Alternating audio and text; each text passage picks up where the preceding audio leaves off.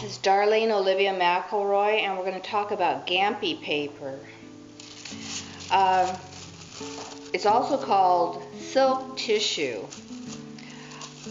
It disappears when you apply it to the surface, and I'll show you how to do that. It comes in 16 by 20 sheets normally, and you can paint on it, stamp on it, draw on it, do a rubbing. But what I like about it is you can have the illusion of a loose stroke and place it wherever you want. Therefore you have controlled looseness. Okay, so I'm just going to trim this fairly close to my shape I painted. I would be terrified of actually doing this on my art, but by doing it on Gampi I can then decide exactly where I'm going to put it. Now, to make it as clear as possible, I use a little bit of polymer medium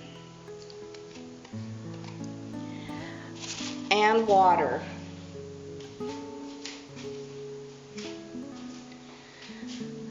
So I'll put some water on my brush, put it on the surface, and then put some polymer medium on the surface. Just that little bit of water seems to make the paper a little bit more transparent when it's put down. So I figure out where I want this. I make a cross with my brush and then go out from the center. What I'm doing is pushing all the wrinkles out of the paper and making sure it's sticking to the surface. But as you can see, we're starting to lose all those edges, which is really nice. And I can even go back in with my finger and do it some more. But to actually do that with paint on that surface and be terrified it doesn't look good is so much harder to me than just doing it this way. The other beauty of Gampi is that you can trim it to fit a carrier paper for your inkjet printer or your laser printer. And here is some Gampi that I've actually printed an image on. So what I'm going to do is take this image now and put it on another surface. Okay, so I've taken my Gampi off the carrier paper, trimmed it down. So I do my first step, which is water on the surface. My brush still has a little bit of medium on it.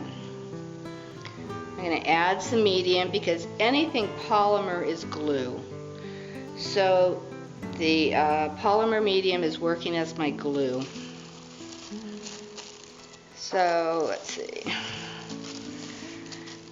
I'm going to lay down my Gampi, try and find a good spot. Okay, and I can lift it up to get more of those wrinkles out. Okay, I'm making my cross and then going out from the center to push those wrinkles out.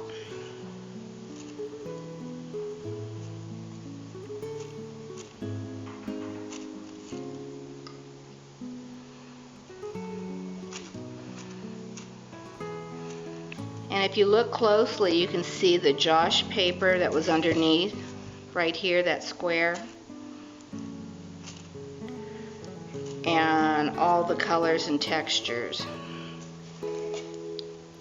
So we have a few wrinkles, and another thing you can do with Gampi, if you don't like those wrinkles at the end, is you can sand them down after it's dried.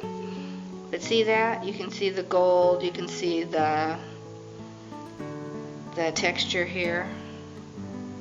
And so when this dries thoroughly, I would trim back the Gampi maybe put a final coat of soft gel on it, and we have a little abstract piece right there.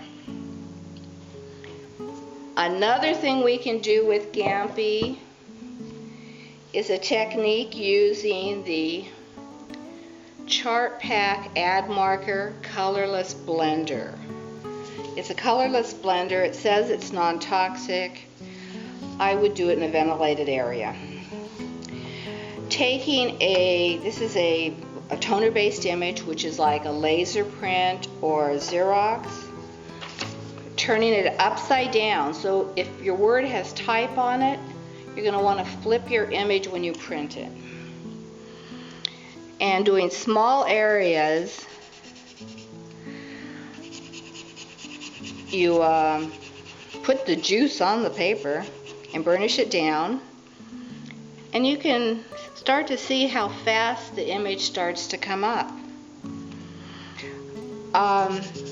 Most people, I find, try and do too big an area at one time. So just remember, small areas, burnish. You can always go back and redo this if not enough of the image is coming through, if you need to see more of the image. This same technique can also be used on glass, papers, metal. I have gotten it to work on paintings, but it depends on how much paint is on the painting. It can be done, it just takes a little bit more time.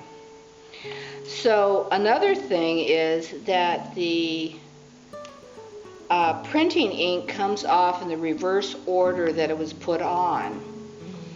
So your yellows are going to be one of the hardest colors to get. Your darks will be the easiest. Also, an image that has high contrast is going to work better than an image that is all the same value. Another thing, make sure your caps are on tight. I live in the desert and they dry out really quick.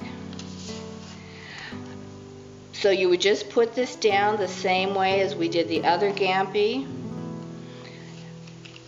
Put it on your canvas, put it on a piece of ceramic, and have a good time.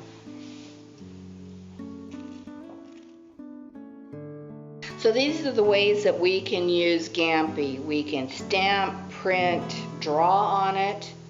We can run it through the inkjet printer. If we run it through the inkjet printer, spray it with a workable fixative afterwards before you lay it down. And we can use the colorless blender to transfer the image from a toner-based image to the Gampi. Have fun.